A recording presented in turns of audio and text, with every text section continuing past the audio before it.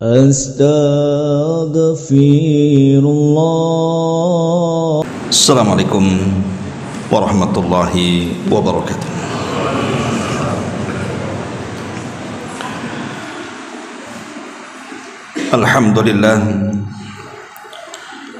Alhamdulillahilladzi hadana wa kafana wa ja'alana minal muslimin. Asyhadu an la ilaha illallah wahdahu rabbi la syarikalah wa asyhadu anna Muhammadan abduhu wa rasuluhu alladzi la nabiyya ba'dah. Amma ba'du. Kita lanjutkan kembali kajian kitab tauhid dan kita masuk pada bab tafsir at-tauhid wa syahadati an la ilaha illallah. Penjelasan tentang makna tauhid dan syahadat bahwa tidak ada sesembahan yang berhak disembah kecuali Allah Subhanahu wa taala. Dan inilah masuknya pembahasan kenapa mengarang kitab tauhid. Disinilah mulainya. Pengarang membawakan beberapa dalil dari Al-Quran dan juga Sunnah Nabi SAW. Di antaranya, ulaika alladzina yad'una yabtaghuna ila rabbihimul wasilah ayyuhum aqrab wa yarjuna rahmatahu wa yakhafuna adzabah. Inna azab rabbika kana mahdhura. Orang-orang yang mereka seru itu, mereka sendiri mencari jalan kepada Rabb mereka. Siapa di antara mereka yang lebih dekat kepada Allah? Dan mereka mengharap rahmatnya serta takut akan siksanya. Sesungguhnya siksa Rabbmu adalah sesuatu yang harus ditakuti. Ma'asyiral muslimin wal muslimat rahimani wa rahimakumullah. Di sini pengarang ingin menjelaskan kepada kita tentang tafsir daripada syahadatul la ilaha illallah. Dan yang dimaksud syahadat di sini, kata Syekh bin Baz rahimahullahu taala, makna syahadati an yashhada bilisanihi wa biqalbi.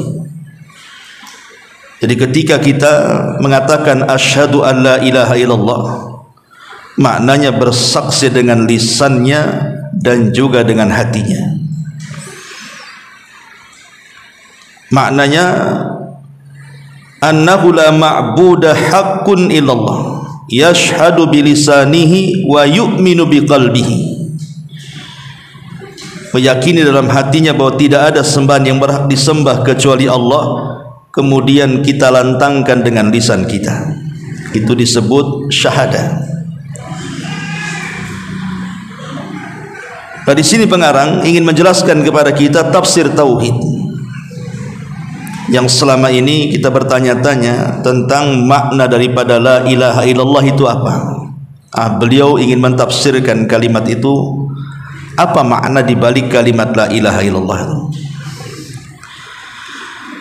Kemudian beliau mencantumkan satu ayat di permulaan babnya, surah Al-Isra ayat 57. Tentu akan sulit kita pahami surah Al-Isra 57 ini kalau tidak melihat ayat sebelumnya.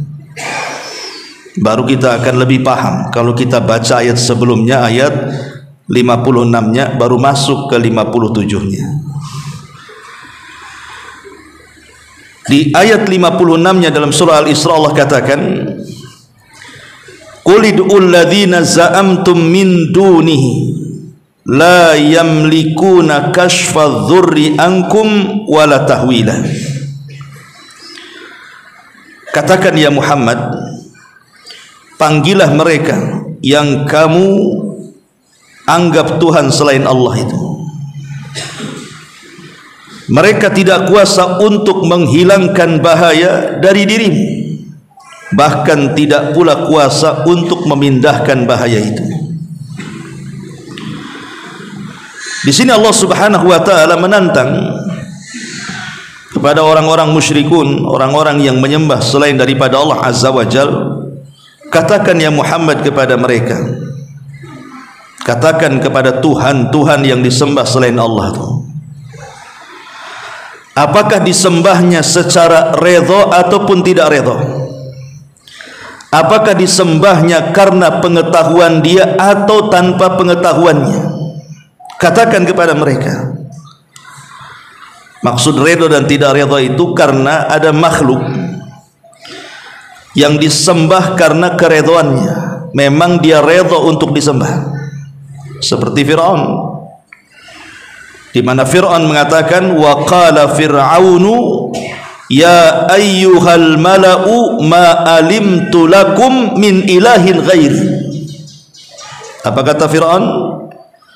Wahai manusia, aku tidak tahu sesembahan selain daripada aku sendiri, katanya. Jadi Fir'aun ini kalau disembah memang dia redha karena dia yang mengajak orang untuk menyembahnya. Tapi ada makhluk itu yang ketika disembah tidak redha dia. Seperti siapa? Isa bin Maryam. Apakah Isa redha kalau seandainya hidup di zaman sekarang kemudian orang-orang Nasrani mengatakan Isa Tuhan? Perhatikan firman Allah surah Al-Maidah ayat 116.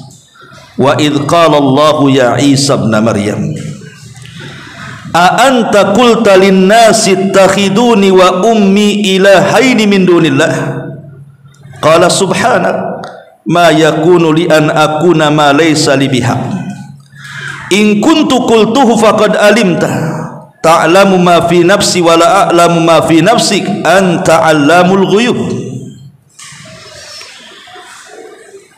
Allah Subhanahu wa taala berfirman kepada Isa, wahai Isa putra Maryam, adakah kamu mengatakan kepada manusia, jadikan aku dan ibuku dua orang yang dituhankan selain daripada Allah?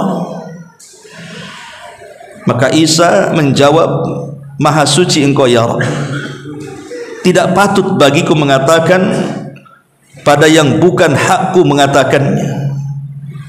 Jika aku pernah mengatakan seperti itu, minta disembah, pasti kau tahu, karena engkau mengetahui apa yang ada pada diriku dan aku tidak mengetahui apa yang ada pada dirimu. Sungguh engkau maha mengetahui perkara-perkara yang gaib, kata Isa. Isa mengingkari pada hari kiamat, kan? Ketika Allah mengatakan, ya Isa, kamu sengaja menyeru manusia umatmu untuk menyembah kamu. Enggak, kata Isa. Artinya Isa tidak redha. Jadi ada makhluk itu kalau disembah dia redha, seperti Fir'aun, Namrud, Dzunwas atau yang semacamnya. Ada juga yang tidak redha seperti Isa bin Maryam ataupun Uzair yang disembah orang-orang Yahudi. Mereka tidak redha. Atau sesembahan yang disembah sepengetahuannya atau tanpa sepengetahuannya. Contoh umpamanya, ada sebagian manusia itu menyembah berhala, yang berhala itu terbuat dari batu ataupun kayu atau yang semacamnya, atau mungkin lebih daripada itu menyembah binatang, tumbuh-tumbuhan dan yang semacamnya. Mereka tidak tahu kalau mereka disembah. Allah Subhanahu wa taala berfirman dalam surah Al-An'am ayat 136, wa ja'alu lillahi mimma dhara'a minal harthi wal an'am nasiban faqalu hadha lillah bizamihim wa hadha li syurakaina fama kana li syurakaihim fala yasilu ila Allah wa ma kana lillah fahuwa yasilu ila syurakaihim sa'a ma yahkumun. Dan mereka memperuntukkan bagi Allah satu bagian dari tanaman dan ternak yang telah diciptakan Allah. Lalu mereka berkata sesuatu dengan prasangka mereka, ini untuk Allah dan ini untuk berhala kami. Maka Allah katakan, maka sesajian yang diperuntukkan bagi berhala-berhala mereka tidak mungkin sampai kepada Allah. Tetapi sesajian yang diperuntukkan kepada Allah, maka dipastikan sesajian itu sampai kepada berhala-berhala mereka. Amat buruklah ketetapan mereka. Makanya di sini Allah Subhanahu wa taala mengatakan, katakan ya Muhammad kepada Tuhan-Tuhan yang disembah selain daripada Allah itu, baik Tuhan itu disembah dengan keridhaannya, baik Tuhan itu disembah karena ketidakridhaannya, baik Tuhan itu diketahui kalau dia disembah atau tidak mengetahui, seperti menyembah matahari bulan yang Allah katakan la tasjudu lisyamsi wala lil qamar, jangan kau sujud kepada matahari dan bulan. Katakan pokoknya apapun sesembahan yang ada ini, apa katanya? Fala yamlikuna kashfa dzurri ankum wala tahwila. Mereka sesembahan itu tidak kuasa untuk menghilangkan madarat secara total, bahkan memindahkannya pun tidak bisa. Nabi sallallahu alaihi wasallam dalam perang Khaybar yang kemarin saya ceritakan sama antum, ketika bertanya di mana Ali, orang-orang mengatakan Ali sakit matanya, kena romat, tidak bisa melihat. Maka Nabi sallallahu alaihi wasallam minta agar Ali datangkan kan. Kemudian Nabi sallallahu alaihi wasallam meludahi kedua matanya, kemudian berdoa. Artinya sekelas Nabi sallallahu alaihi wasallam tidak bisa menyembuhkan mata Ali kecuali setelah berdoa kepada Allah. Tetap Rasul meminta kepada Allah agar kedua mata Ali itu sembuh. Ketika ada wanita gila, wanita yang terkena ayan, yang kadang-kadang suka kumat gilanya. Kalau kumat tuh gilanya, terkadang dia suka guling-guling kemudian auratnya tampak. Dan dia merasa malu kalau seandainya kumat penyakitnya itu, karena auratnya tampak masalahnya. Maka ketika kemudian sadarnya dia datang kepada Nabi SAW dan mengatakan, ya Rasulullah, doakanlah kesembuhan kepada Allah untukku. Maka Nabi SAW mengatakan apa? Kalau engkau mau, aku akan berdoa kepada Allah. Tetap Rasul meminta kepada Allah, tidak langsung disembuhkan. Tapi kalau engkau sabar, kata Rasul, la in sabarti walakil jannah. Kalau kau sabar, kau dijamin surga. Wanita ini rupanya memilih sabar dan mengatakan, ya Rasulullah, asbir, aku siap sabar, tapi berdoalah kepada Allah kalau datang penyakitku janganlah disingkap-singkap auratku. Dari sini kita tahu bahwa Nabi SAW saja tidak bisa menyembuhkan kecuali meminta kepada Allah. Makanya Rasul itu kalau datang kepada orang sakit, apa yang diajarkan Rasul kepada kita? Rasul mengatakan, adhibil ba'si ashfi anta syafi la shifa illa shifa'uka shifa'an la yughadiru saqama. Tetap meminta kepada Allah Subhanahu wa ta'ala. Maka siapapun, mau malaikatnya, mau nabinya, apalagi orang-orang solehnya, apalagi orang yang gak jelasnya, apalagi sampai kepada binatang, tumbuh-tumbuhan, batu dan pepohonan, mereka tidak sanggup mengangkat madarat sedikit pun, memindahkannya pun tidak. Dari sini Allah mengatakan, ulaikal ladzina yad'una yabtaguna ila rabbihimul wasilah. Di sini ayatnya masuk. Inilah tafsir daripada tauhid. Mereka orang-orang yang mereka seru. Jadi orang-orang yang mereka seru itu, Al-Imam Muqatil mengatakan bahwa ayat ini memiliki asbab nuzul, dan disebutkan ada dua asbab nuzul. Asbab nuzul yang pertama, sebab turunnya ayat ini yang pertama, menurut Imam Muqatil adalah turun kepada orang-orang musyrik. Turun kepada orang-orang musyrik Arab yang mereka menyembah para malaikat. Makanya lihat nama-nama berhala orang-orang musyrik itu perempuan dalam bahasa Arab, bukan mudzakkar tapi muannas. Lata, Uzza, Manat, itu kan menggunakan lafaz-lafaz perempuan. Karena orang-orang musyrik Arab menganggap bahwa malaikat-malaikat itu banatullah, anak perempuannya Allah. Mereka sembah. Satu hari terjadi paceklik, tidak turun hujan lama. Di sini Allah Subhanahu wa taala turunkan ayat, Kalau kalian memang menganggap para malaikat itu Tuhan, minta sama malaikat supaya diturunkan hujan.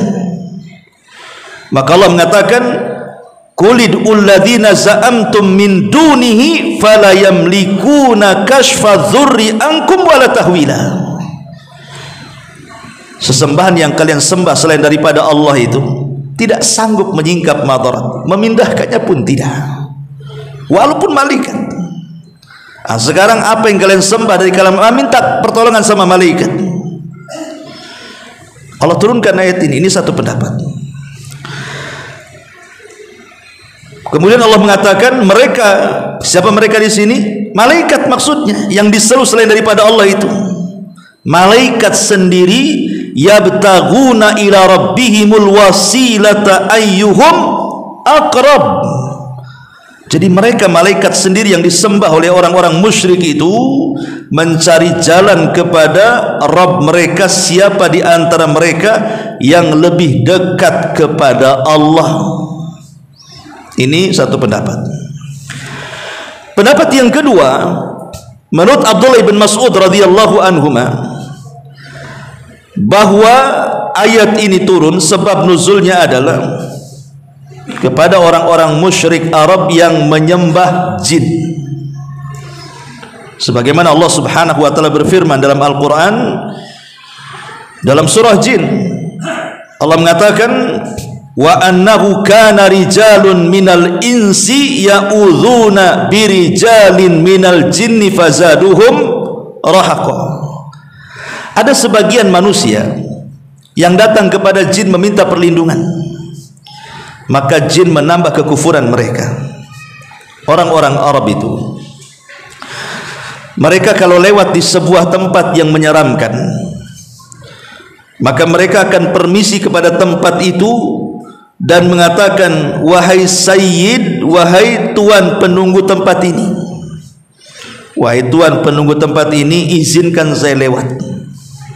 Samalah hari ini juga sama. Kalau hari ini kan orang-orang yang mungkin masih primitif ya, mungkin masih kan juga permisi-permisi juga kan. Tuh pernah lihat orang permisi sama pohon, permisi mau lewat, ya kan? Padahal nggak ada orangnya tuh. Kalau permisi sama orang itu sopan, tapi kalau permisi sama pohon, cemana pula pohon mau jawab? Ya. Kalau naik mobil, naik motor pakai klakson biasanya permisinya. Tak tahu maksudnya apa. Artinya bahwa tradisi jahiliyah itu sampai hari masih ada kan? Lah sebagian orang-orang musyrik itu mereka menyembah jin. Celakanya jin-jin yang dulunya minta disembah, kemudian manusia ada yang menyembah jin, tiba-tiba jinnya pula tobat, dia pula manusia tak tobat. Kan jin tidak tahu kan, kita tidak tahu jin, mereka melihat kita, kita tidak melihat mereka, itu masalahnya.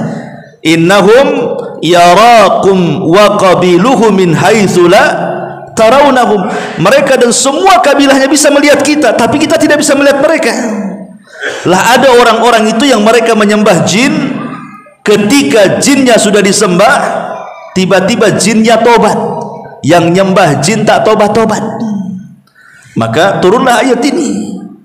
Allah mengatakan, alladzina yad'una min dunillahi la yastati'una walladzina tad'una min dunillah, dan orang-orang yang disembah selain daripada Allah Subhanahu wa taala, mereka tidak memiliki fala yamlikuna kashfa dzurri ankum wala tahwila, tidak bisa menghilangkan madarat semuanya, bahkan memindah pun tidak bisa. Ulaik, mereka, siapa ulaik di sini? Jin-jin itu yang disembah selain daripada Allah. Jin-jin sendiri yang sudah tobat itu, yang diseru selain daripada Allah itu, yabtaguna ila rabbihimul wasilah, mereka pun mencari-cari jalan bagaimana caranya dekat dengan Allah Subhanahu wa taala. Jadi malaikat yang disembah, malaikat sendiri cari jalan macam mana supaya dekat dengan Allah. Jin yang disembah kemudian tobat, mereka pun cari jalan bagaimana dekat dengan Allah.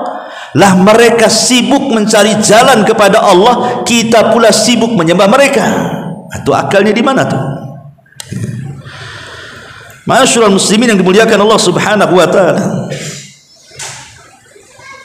Ada yang mengatakan ulaika ini umum, pokoknya sesembahan selain daripada Allah yang bersifat uqala, makhluk-makhluk yang berakal, entah yang disembah malaikat, entah yang disembah jin, entah yang disembah para nabi, para rasul, orang-orang saleh, masuk semuanya. Tapi mereka orang-orang baik yang disembah itu, hakikatnya mereka bingung karena mereka pun cari jalan bagaimana dekat dengan Allah, malah disembah pula. Maka Allah sindir di sini.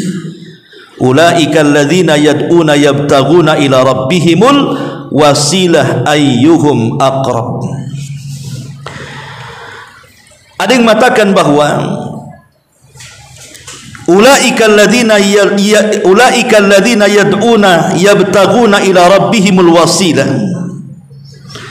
ayyuhum aqrab. Kalimat ayyuhum aqrab maksudnya domirnya kemana, kata gantinya.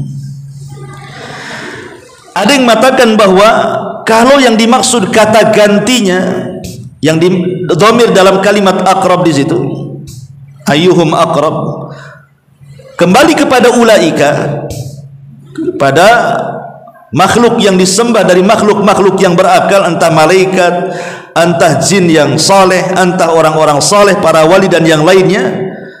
Berarti yang dimaksud adalah mereka sendiri, makhluk-makhluk itu mendekat dengan Allah. Bagaimana caranya? Oh, malaikat nanti pada hari kiamat mereka mengatakan apa? Subhanaka, maha suci engkau ya Rabb, ma'abadna haqqa ibadati, kami tidak benar-benar betul-betul menyembahmu ya Rabb ketika di dunia. Itu malaikat menyesal dan mengatakan seperti itu, padahal malaikat tidak pernah maksiat kan? Kok bisa menyesal dia? Kalau manusia menyesal wajar, karena memang manusia itu tersentuh dengan dosa kan. Malaikat lo bisa menyesal nanti pada hari kiamat dan mengatakan subhanak ma'abadna haqqa ibadatik, maha suci engkau ya Rabb, kata malaikat, kami tidak benar-benar menyembahmu ketika di dunia, katanya. Mereka sendiri ingin dekat dengan Allah, malaikat itu. Ini satu penafsiran. Ada penafsiran yang kedua, maksudnya yabtaguna ila rabbihimul wasilah ayyuhum aqrab, di sini maksudnya ketaatan. Jadi mereka itu mencari model ketaatan yang bisa mendekatkan dengan ketaatan itu kepada Allah. Inilah yang disebut dengan tawassul. Maksudnya tawassul mendekatkan diri kepada Allah dengan amal soleh. Tawassul itu ikhwatu fillah muliakan Allah subhanahu wa ta'ala kan macam-macam. Ada tawassul syirki, tawassul bid'i, ada tawassul syar'i. Tawassul itu bisa masuk pada syirik, pada bid'ah dan yang syar'i. Adapun yang syar'i ma'ruf, bertawassul dengan apa? Dengan nama-nama Allah dan sifat-sifatnya. Di zaman Nabi sallallahu alaihi wasallam diriwayatkan dari Abdullah ibn Buraidah radhiyallahu an dari ayahnya bahwa Nabi sallallahu alaihi wasallam mendengar seseorang mengucapkan doa seperti ini. Allahumma inni as'aluka bi anna lakal hamdu la ilaha illa anta wahdaka la syarika lak al-mannanu ya badi'us samawati wal ard ya dal jalali wal ikram ya hayyu ya qayyum inni as'aluk. Ya Allah, aku memohon kepadamu, sesungguhnya bagimu segala pujian, tidak ada ilah yang berhak disembah kecuali engkau ya Rabb yang Maha Esa, tidak ada sekutu bagimu, Maha pemberi nikmat, pencipta langit dan bumi tanpa contoh sebelumnya. Ya Rabb yang memiliki keagungan dan kemuliaan, ya Rabb yang maha hidup dan yang maha mengurusi segala sesuatu, sungguh aku memohon sesuatu kepadamu. Ketika sahabat ini mengatakan seperti dalam solatnya, apa kata Rasul? Laqad Allah bismihil azim alladzi idza du'iya bihi ajab wa idza su'ila bihi a'ta. Kata Nabi, sungguh orang itu telah berdoa dengan menyebut nama Allah yang agung, yang kalau dia berdoa dengan nama itu pasti dikabulkan, yang kalau dia meminta dengan nama itu pasti akan diberi. Dari mana? Dari kalimat ya hayyu ya qayyum. Karena ada sebagian ulama mengatakan bahwa ismul a'zam dalam nama-nama Allah dan sifat-sifatnya itu adalah al hayyu al qayyum. Jadi kalau antum berdoa meminta sesuatu, perbanyak ucapan ya hayyu ya qayyum. Ini ismul a'zam menurut hadis ini. Ya. Artinya di sini tawassul dengan nama-nama Allah kan. Al hayyu nama Allah, al qayyum nama Allah. Dari sini ketika kita berdoa kepada Allah Subhanahu wa taala meminta sesuatu supaya doa-doa kita diijabah, maka bertawassulah dengan nama-namanya dan sifat-sifatnya yang agung. Ini yang pertama, tawassul dengan nama-nama dan sifat-sifatnya. Yang kedua, tawassul dengan amal saleh. Inilah yang dimaksud ayat ini. Jadi yabtaguna, mereka mencari al-wasilata, wasilah kan? Ayyuhum aqrab, bagaimana caranya dengan wasilah itu? Dengan ketaatan itu kita bisa dekat dengan Allah. Lah salah satu wasilah yang bisa mendekatkan diri kepada Allah ada dengan amal saleh. Seperti kisah yang masuk ke dalam gua kemudian tidak bisa keluar. Ada 3 orang sedang safar, kemudian kelelahan, keletihan mencari tempat untuk bernaung. Nampak ada gua, masuk dia di gua itu. Sesudah masuk tiba-tiba runtuh pula batu dari atas menutup pintu gua. Didorong-dorong tak bisa. Cemana? Belko aja belum ada waktu itu. Ya, nggak ada alat berat, nggak bisa keluar. Sehingga mereka sudah putus asa dan salah seorang di antara mereka mengatakan, kita tidak mungkin selamat kecuali dengan tawassul. Tawassul dengan amal soleh terbaik, terikhlas yang memungkinkan Allah menerimanya. Maka tiga-tiganya bertawassul dengan amal soleh yang paling ikhlas yang pernah mereka lakukan. Yang satu tawassul dengan birrul walidain, yang satu tawassul dengan sedekah, yang satu tawassul dengan afaf, menjaga kehormatan untuk tidak berzina. Setelah mereka bertawassul dengan 3 perkara ini, baru pintu gua itu terbuka. Itu namanya tawassul dengan amal soleh, dengan ketaatan. Jadi kalau seandainya kita ini sedang ada masalah apa saja, antum tinggal tawassul aja. Ya Allah, dulu kalau saya nggak lupa tahun berapa saya pernah ngasih lah uang sama pengemis itu. Itu yang saya ingat katanya. Kalau memang di situ ada pahalanya, saya lagi sulit nih. Gitu maksudnya. Minta kepada Allah seolah-olah ada barter pahala dengan balasan. Tapi ini disyariatkan seperti itu, boleh. Boleh kita bertawassul. Makanya kenapa Rasul sampai mengatakan la tahqiranna minal ma'ruf syai'a, jangan kamu remehkan sekecil apapun kebaikan. Boleh jadi yang kecil itu ikhlas, dan itulah yang bisa kita gunakan tawassul. Kemudian yang ketiga, tawassul dengan meminta doa orang-orang saleh. Tidak mesti ustaz, tidak mesti tuan guru, tidak mesti masyayikh. Nampak antum punya kawan kok taat, rajin ibadah, salat 5 waktunya rajin, akhlaknya bagus, minta doanya. Tidak ada masalah. Boleh jadi kemudian orang ini mustajab doa. Kita kan tidak tahu. Yang penting zahirnya baik, gitu ya. Kita kan tidak menghukumi yang batin. Nah, inilah namanya tawassul amal-amal saleh. Yang di sini Allah Subhanahu wa taala mengatakan ulaika alladzina yad'una yabtaghuna ila rabbihimul wasilah ayyuhum aqrab. Baru kemudian Allah mengatakan wa yarjuna rahmatahu wa yakhafuna adzabah. Mereka mengharap rahmatnya dan mereka takut azabnya. Di sini kata Imam Ibnul Qayyim rahimahullahu taala, dalam kandungan surah Al-Isra ini Allah menjelaskan kepada kita tentang arkan ibadah hati, rukun-rukun ibadah hati. Apa itu? Al-hub, kecintaan. Dari mana? Yabtaguna ila rabbihimul wasilah.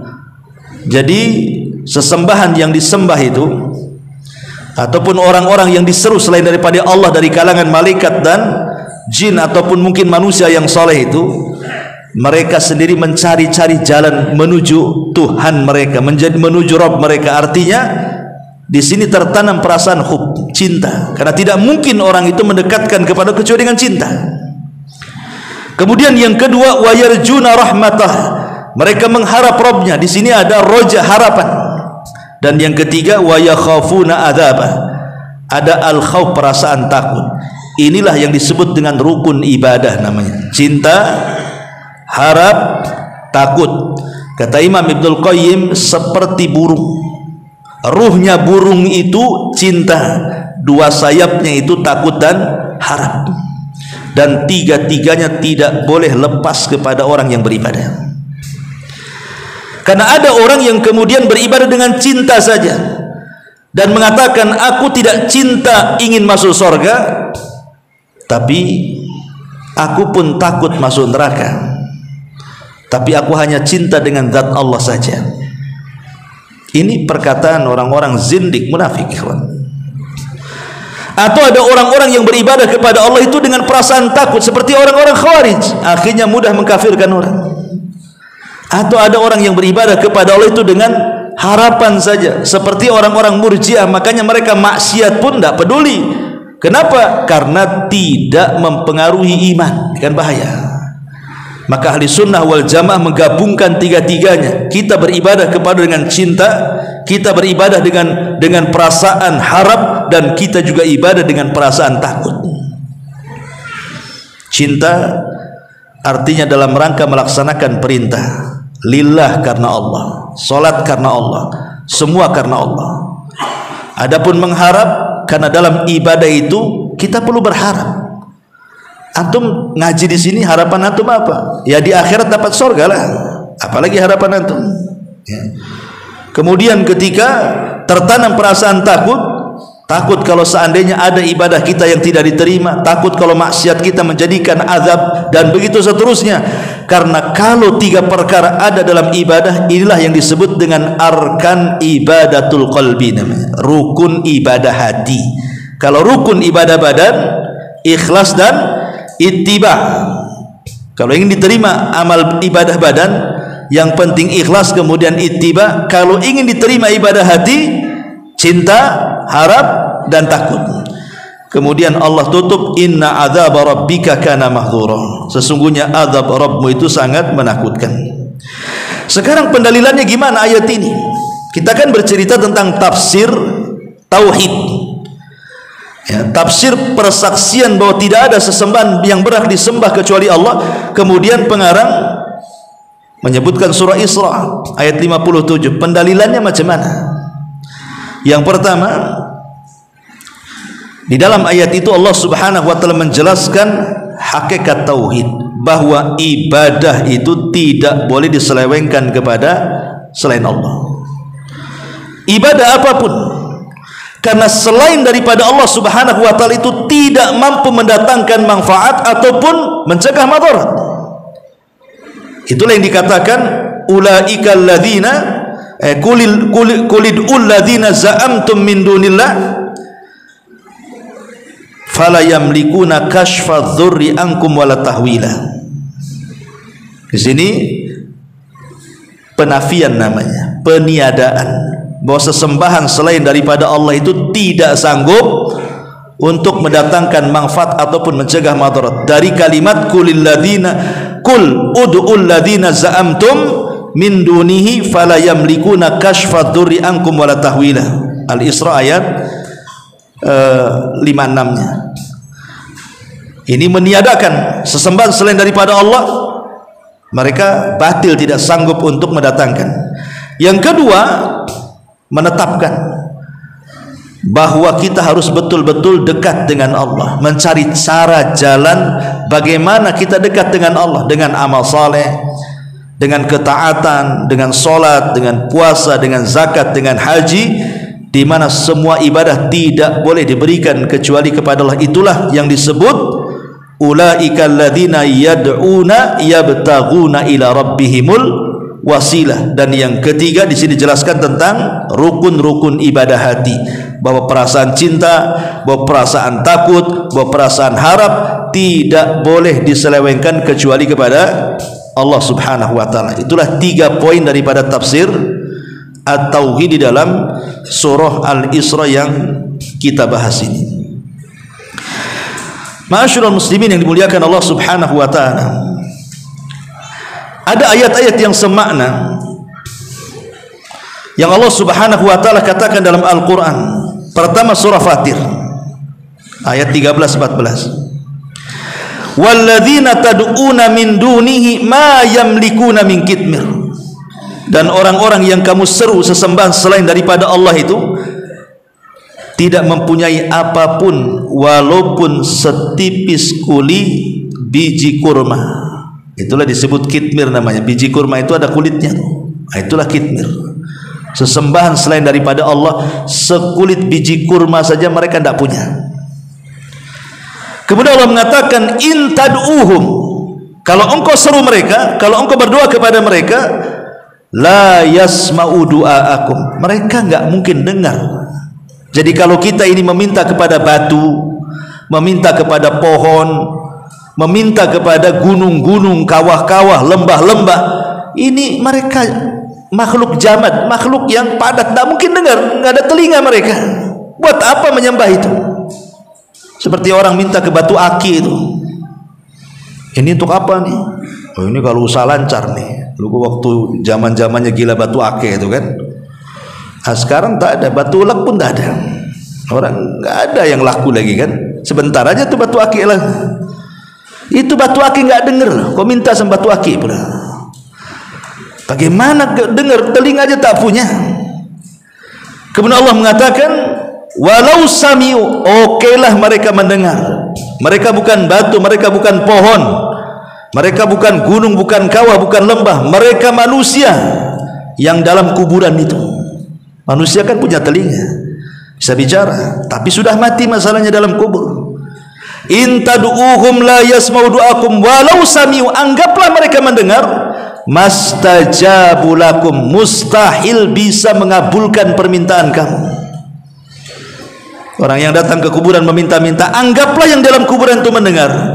Sekalipun mereka mendengar permintaan kita, mereka loh tidak sanggup mengabulkan sama sekali. Lalu kemudian buat apa kemudian kita meminta kepada selain daripada Allah kalau mereka tidak sanggup mengabulkan? Langsunglah minta kepada Allah. Makanya ada sebagian orang yang salah memahami kalimat wasilah, seolah-olah Allah itu disamakan dengan presiden. Jadi kalau kita mau jumpa dengan presiden kan tidak bisa langsung, harus jumpa dengan ajudannya. Sehingga lewat ajudan disampaikan aspirasi kita, dari ajudan baru ke presiden. Maunya kita juga sama kepada Allah. Datang ke ajudannya orang-orang soleh yang ada di kuburan, minta di situ, nanti dia yang akan sampaikan kepada Allah. Kias batil, ikhwan. Kenapa dikatakan batil? Karena Allah mengatakan wa idza sa'alaka ibadi anni fa inni qarib ujibu da'watad da'i idza da'an. Apabila hamba-hambaku bertanya soal aku, katakan ya Muhammad, aku dekat. Allah itu dekat, tidak perlu perantara. Tapi kalau presiden ini, ya dekatnya kalau susah juga mau dekat dengan antum. Gimana caranya? Ya. Susah. Jangankan dengan presiden, dengan ajudannya aja antum tak dekat. Gimana sampainya? Ya kan? Susah. Mau disamakan gimana? Allah itu tahu segalanya. Apa yang kita lakukan Allah tahu. Presiden tidak tahu kita. Emang presiden tahu antum lagi ngapain? Tidak tahu. Tapi Allah tahu kita sedang apa, baik yang ada dalam hati kita atau yang dohir, sehingga tidak perlu kita meminta wasilah untuk disampaikan kepada Allah, karena Allah sudah tahu hajat kita masalahnya. Tapi kalau presiden, iyalah mereka tidak tahu hajat kita, makanya kita sampaikan ke ajudannya, karena tidak bisa langsung ajudannya sampaikan kepada presiden. Ya tidak sama di sini. Makanya kalau minta, kata Nabi kepada Abdullah bin Abbas, idza sa'alta fas'alillah, kalau minta langsung minta kepada Allah, tidak usah perantara-perantara, karena Allah mengatakan saya dekat, sayalah yang akan mengijabah setiap doa yang disampaikan kepada saya, kata Allah. Karena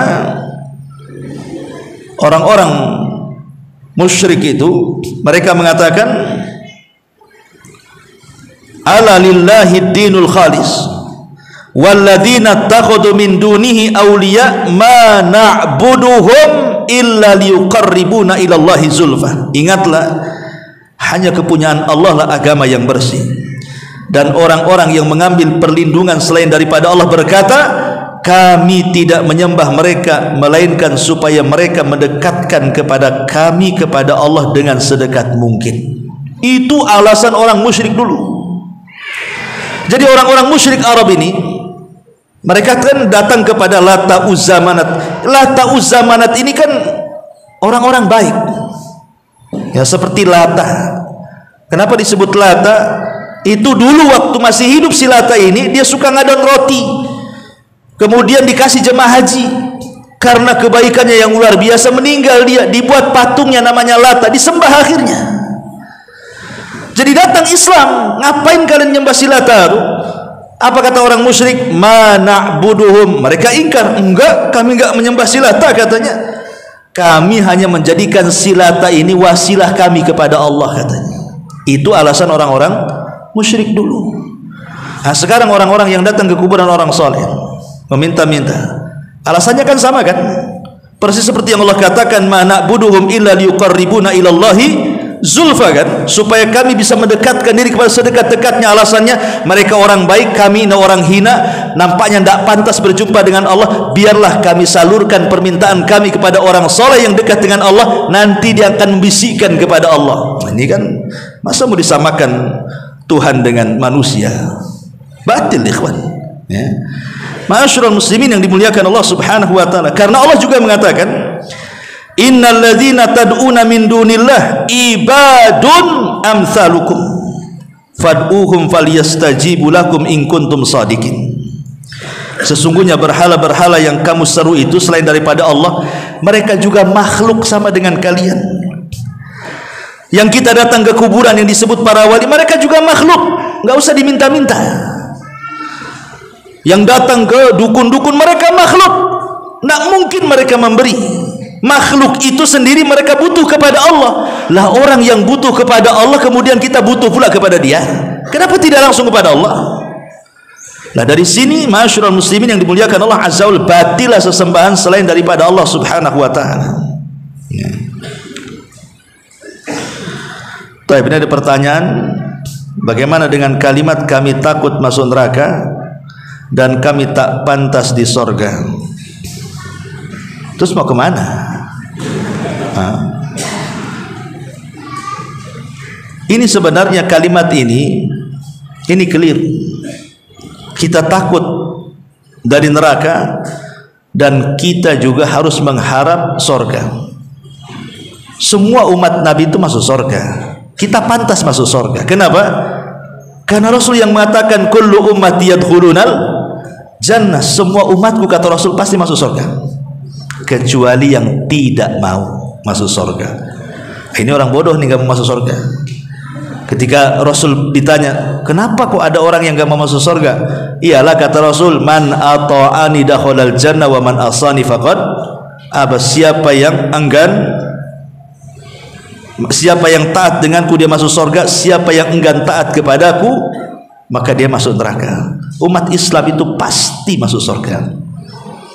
Kita pantas masuk sorga, umat Islam, karena umat Islam itu umat terbaik, umat tauhid, ya. Tetapi ingat, kalimat ini dibawa kepada apa? Seolah-olah apa? Seolah-olah ibadah itu cukup dengan cinta saja. Nanti dari perkataan ini akan bahaya. Kenapa? Karena mengatakan begini, kenapa kemudian kita tidak boleh berharap masuk sorga? Karena sorga itu makhluk. Berharap kepada makhluk itu syirik. Larinya ke situ nanti. Ya. Lah sementara Allah mengatakan wa yarjuna rahmata rabbi. Mereka orang-orang yang beriman itu mengharap rahmat Allah, salah satunya sorga. Tapi ada orang-orang yang mereka mengatakan tidak boleh kita mengharap masuk sorga karena sorga itu makhluk. Berarti mengharap kepada makhluk syirik, katanya. Maka timbullah kata-kata seperti ini, ya.